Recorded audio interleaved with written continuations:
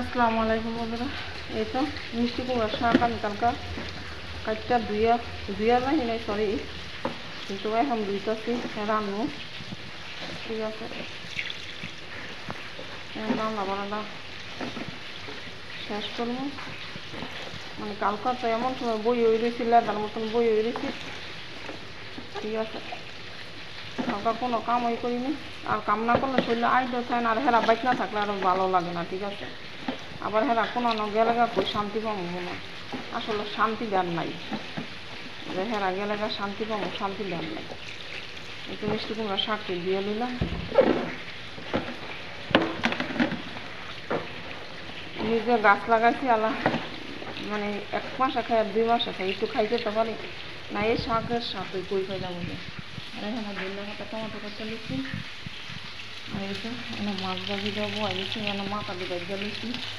যেটা ইরানো বেগুন রান্না।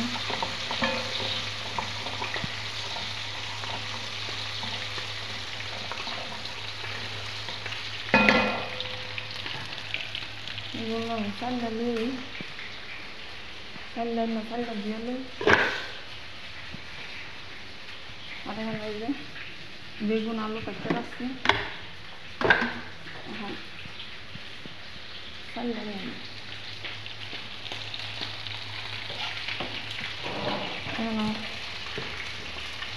লবণ দিয়ে লই।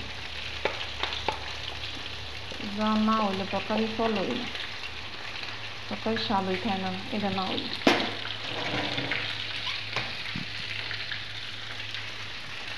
এটা দিয়ে দিন হলুদ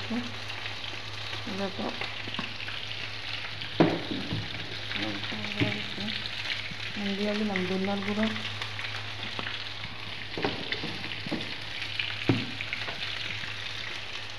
মরিচের গুঁড়া,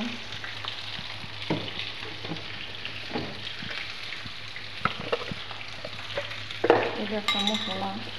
এটাও মাকে তরকারি দিলে ভালোই লাগে, আবার নিজে রুম গুছাইতে গিয়ে মশলা অংশ। মাছের পানি দিয়ে দিলাম।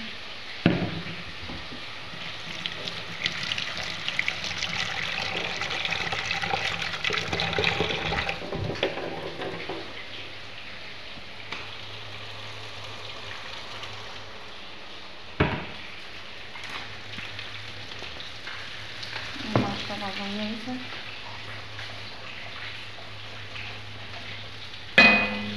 কেটে এবার এত ভোট খাই না বাইরে লিয়ে আমি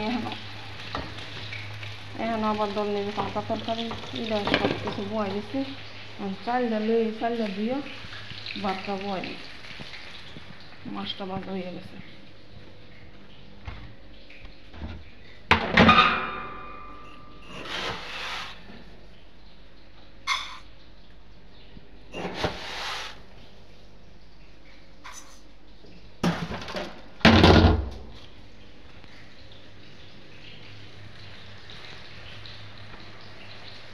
আর আপনার বাড়ি